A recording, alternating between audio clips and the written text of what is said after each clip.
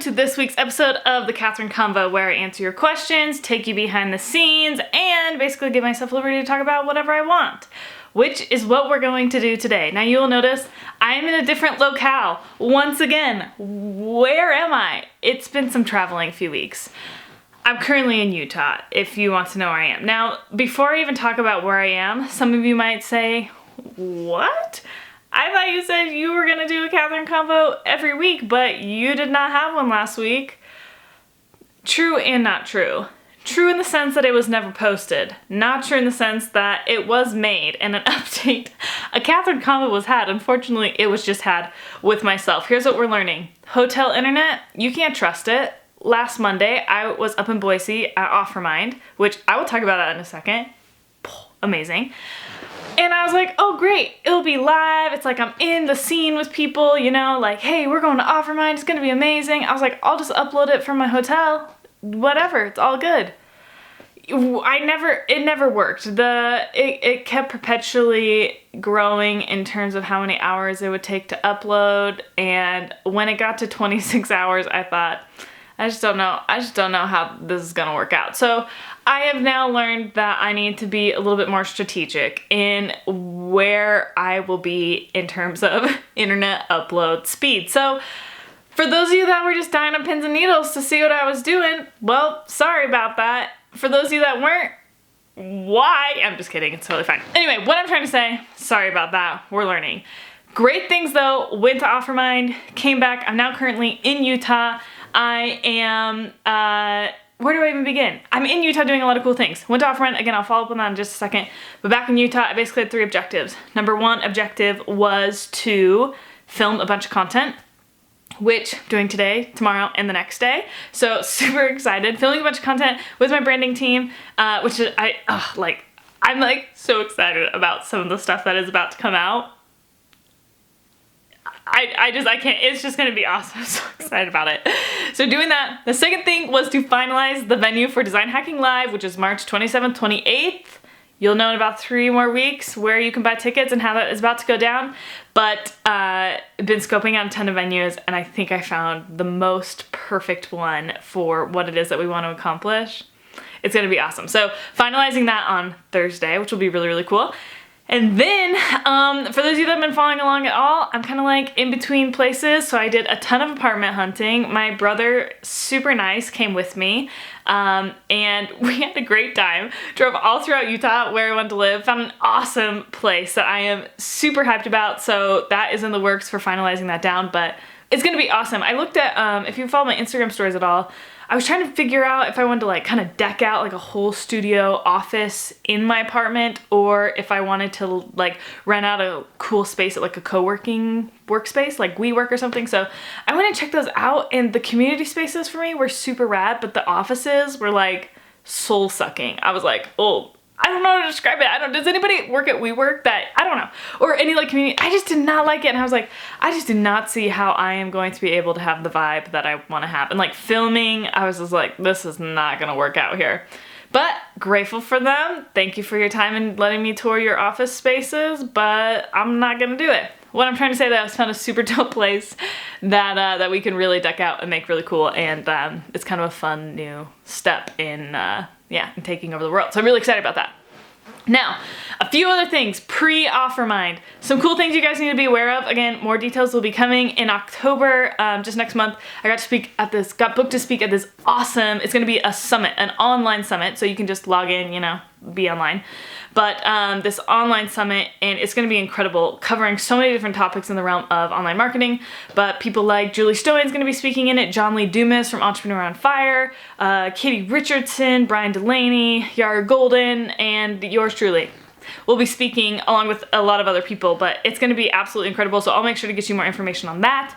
There's a cool event, again, that I will be leaking in probably just a few weeks, speaking at in San Diego, California, that you guys could get access to if you wanted. I'll be speaking alongside big names like Billie Jean, as in Billie Jean is marketing, not as in Billie Jean, you're not my lover, the other Billie Jean. But awesome. If you don't know who Billy Jean is, go check his stuff out on YouTube. He's a brilliant marketer. So that's going down in November, which I think will be really, really cool. And then some other cool things in the works that I will let come out as it comes. But just know that's coming along the way. So I'll make sure to be loud about that, but you'll see that. But the best thing I want to talk about is Offermind. For all of you that do not know what Offermind is, and it's an event hosted by Stephen Larson. Guys, like we knew he was smart, but we did not understand. We did not understand how brilliant this man is. Oh my gosh. Ugh. So he talks all about offers. Essentially, okay, I'm geeking out way too much about this. I need to focus. I just have too many emotions about how smart it was. Like, you know, you go to an event and sometimes you're like, oh yeah, like I got that nugget here and I got that nugget here. You guys, this event, it was like my eyeballs were bleeding. Like, I feel like I couldn't even like handle what was happening. I was just like, everything was like so smart. I was like, this is the smartest thing I've ever heard in my life. But basically he talks all about offers, sales message, and then what he calls campaigns. And essentially a lot of what he does is almost like the prequel to what Russell Brunson teaches in regards to .com secrets and expert secrets and soon to be traffic secrets. But it was just absolutely genius. And there were two things in particular that I learned at that event that were just like astounding that I wanted to share with you. And again, more to come because it was so good. It was so good.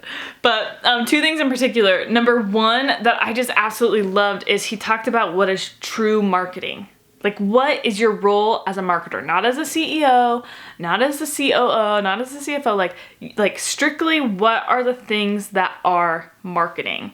And he talks about, as a marketer, that's our responsibility to do those and then kind of to delegate everything else. And that kind of spurred this whole new train of thought for me in terms of like what specifically is my role. And even though I might, in my opinion, be the best at something, if that does not fit within my particular role in my company, I need to be ruthless in outsourcing that. And I think it's a lesson that I've been learning like over and over and over again. But to hear it in the sense of understanding like, are you going to play the role of marketer in your business? And if you are, then every single thing, including the implementation of marketing, not the strategy, but the implementation of marketing, needs to be delegated. And that was just such a cool concept for me. And I've just been musing on that so much in terms of like, what is the role as a marketer that I want to play in my business and I want to help others to play as well.